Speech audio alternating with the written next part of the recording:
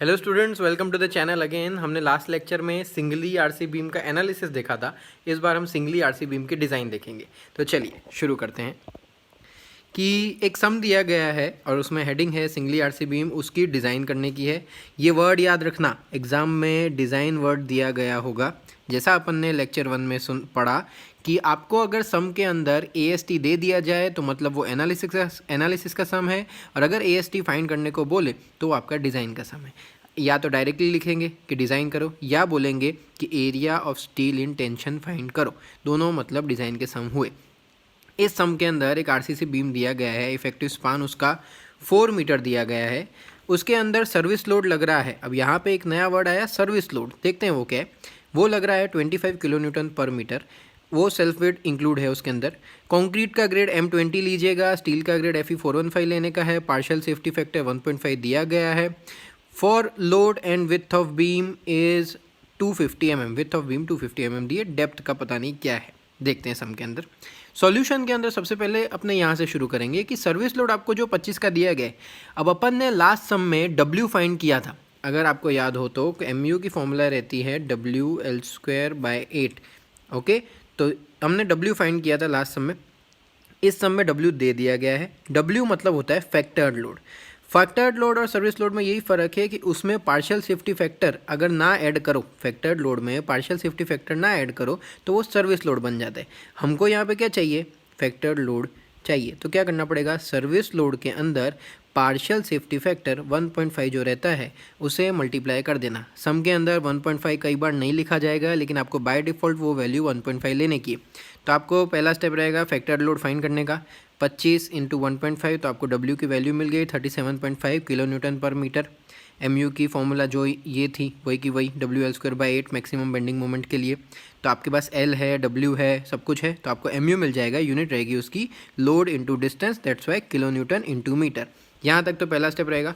Second आपका step रहेगा कि आप सेक्शन कौन सा डिज़ाइन करोगे। आप खुद एक इंजीनियर हो, आप एक सिविल इंजीनियर हो, तो आप कौन सा, अंडर इन्फोर्स, ओवर इन्फोर्स के बैलेंस, आप हमेशा बैलेंस सेक्शन डिज़ाइन करोगे, ये याद रखना।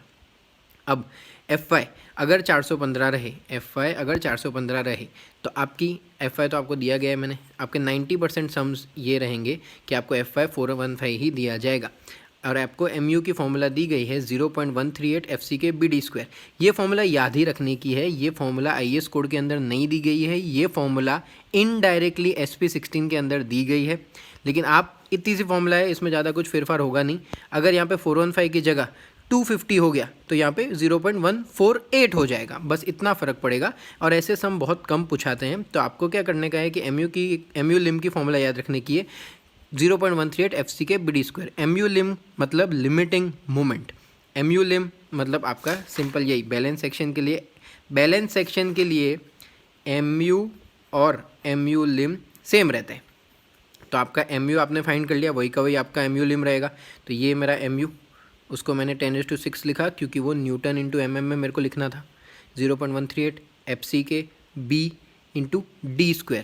अब मेरे पास D तो है नहीं, तो इस पे से मेरे को D मिल सकता है। सब मैं उठा के यहाँ पे ले गया डिवाइड में, तो मेरे को ये D² का आंसर ये मिला। उसका मैंने रूट कर दिया तो मेरे को डेप्थ मिल गई। तो मैं 329.7 मिली है, तो मैं उसको अप्रॉक्स 330 लिख सकता हूँ, क्योंकि प्रैक्टिकली पॉसिबल होनी चाहिए। अपने इतनी छोटी सी वैल्यू साइड पे नहीं बना सकते, तो हमको उसको राउंड फिगर में लिखना ज़रूरी है। ये मेन स्टेप है कि AST कैसे फाइंड करते हैं। AST दो तरीके से फाइंड करते हैं। अगर आपको एग्जाम में SP16 अलाउड है तो वेल एंड गुड, नहीं अलाउड तो भी मैं आपको बताता हूँ। अगर SP16 अलाउड है तो सबसे पहले ये छोटी सी फॉर्मूला याद रखने की है, MU/BD²। MU आपको मिल चुका ऊपर। याद रखना, MU की कभी भी वैल्यू आप सम के अंदर लो तो न्यूटन पर mm² में लेने की है, न्यूटन इंटू mm में लेने की है।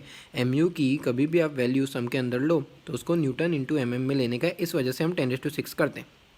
BD², तो अपने पास सब वैल्यूज़ हैं, तो अपने को 2.76 मिल गया। ये मिलने के बाद आपको चाहिए होगा SP16। SP16 में पेज नंबर 48 खोलने का आपको। ओके, SP16 में मैं पेज नंबर 48 खोल देता हूँ।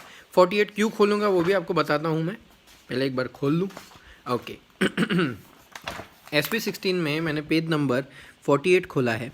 यहाँ पे लिखा गया है FC के 20।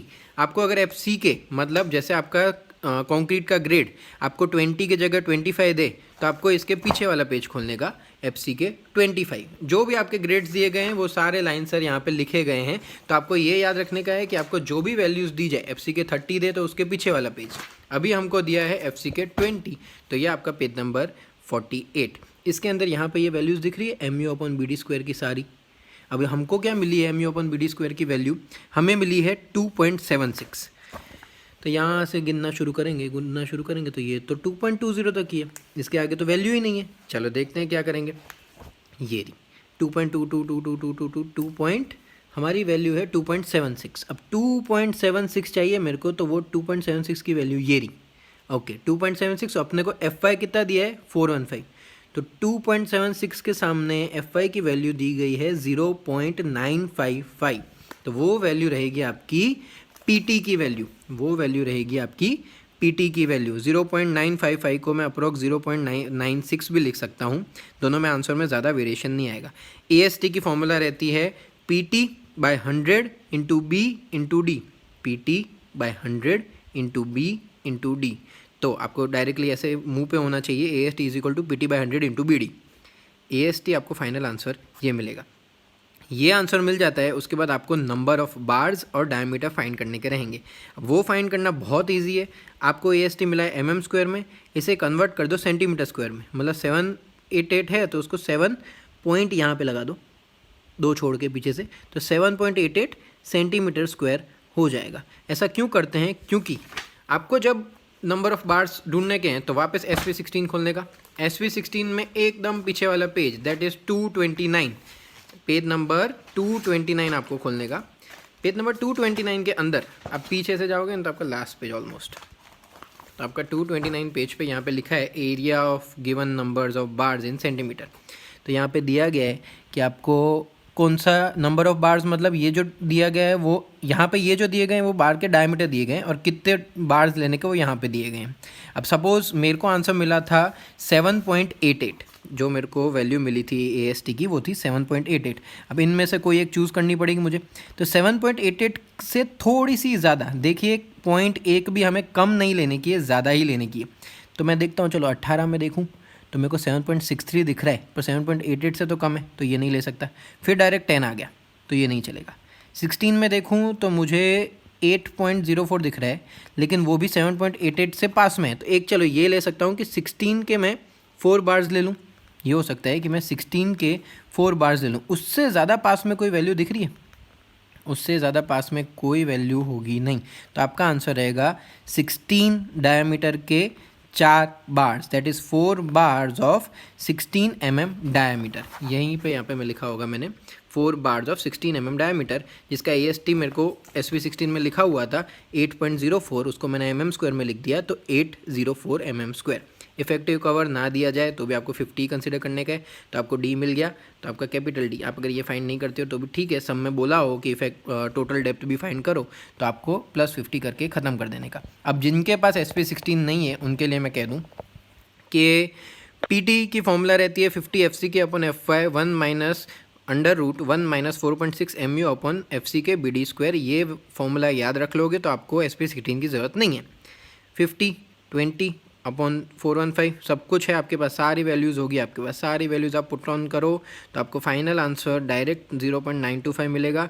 उसमें से आपको AST मिलेगा। एग्जैक्ट दोनों, जरूरी नहीं कि दोनों आंसर एग्जैक्ट सेम आएंगे, जैसे 7.88 था, इधर 785 है, लेकिन अपने जब सेंटीमीटर में कन्वर्ट करेंगे तो 7.85 मिल जाएगा, तो विच इज़ ऑलमोस्ट सेम। तो आपका AST भी उसी टाइम सेम आ जाएगा। अब ये तो अपन के पास है ही नहीं, क्योंकि ये तो अपन ने SV16 में देख के लिखा था, तो कैसे पता चलेगा कि अपने बार्स कितने चूज़ करने के।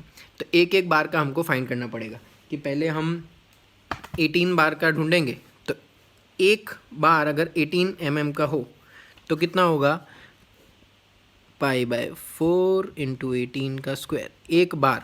तो एक बार की एरिया रहती है 254.46, ठीक है। हमको मिला है टोटल, पीछे AST अपने को मिला है दैट इज़ 785, तो 785 डिवाइडेड बाय 254.46, 785 डिवाइडेड बाय 254.46, तो अपने को आंसर मिलता है 3.08।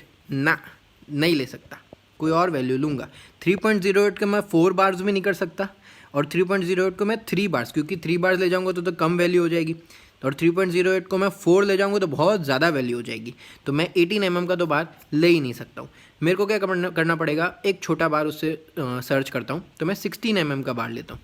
तो एक 16 mm के बार की यूनिट वैल्यू रहती है 201.06। उसको मैं अगर 785 से डिवाइड करूँ तो मेरे को मिलता है 3.90। हाँ, 3.90 को मैं 4 ले सकता हूँ। तो इसीलिए 4 बार्स ऑफ 16 mm डायमीटर। अगर आपके पास SP16 नहीं है तो ये मेथड यूज़ करिएगा। ये बहुत इजी मेथड है, ध्यान रखिएगा। और कोई भी डाउट हो तो कमेंट सेक्शन में आप लिख सकते हैं। Thank you very much. ये रहा आपका वर्क फ्रॉम होम का सम, तो इसे स्क्रीनशॉट ले लीजिएगा और इसे सॉल्व कीजिएगा और कमेंट बॉक्स में इसका आंसर लिख दीजिएगा। Thank you very much.